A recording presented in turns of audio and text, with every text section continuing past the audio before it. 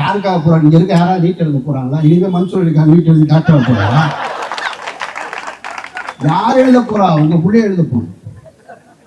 அது நீங்க யோசிக்கணும். நீங்க காவல்துறை நண்பர்களுக்கு சொல்றேன், எனக்கு மூத்தவங்க இருப்பீங்க, என் வயதை ஒத்தவங்க இருப்பீங்க, நீங்கயே நாளைக்கு ஒரு போராட்டம் வலுப்பு இருக்கிற சூழல் வந்தா உங்களை அதிகாரிகளை அடிக்க சொன்னா அடிக்காது.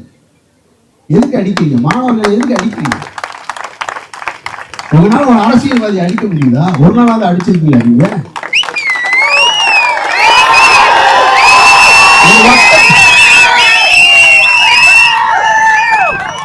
இதுவரைக்கும் ஏதாவது ஒரு எம்எல்ஏ, எம்பி, மந்திரி மண்டை உடைஞ்சு போய் பார்த்திருக்கீங்களா? நீங்க அடிக்கிறீங்களா?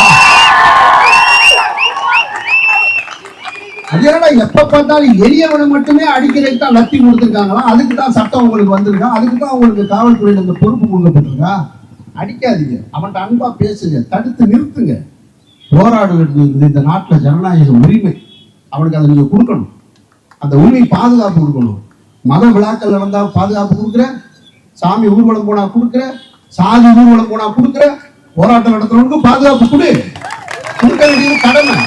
அவனே அடிக்கிற.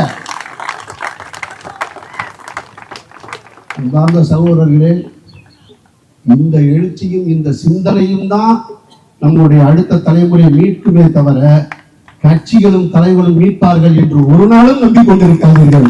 அவங்க ஒரு நாளும் செய்ய மாட்டாங்க. நமக்கு நல்லா தெரியும்.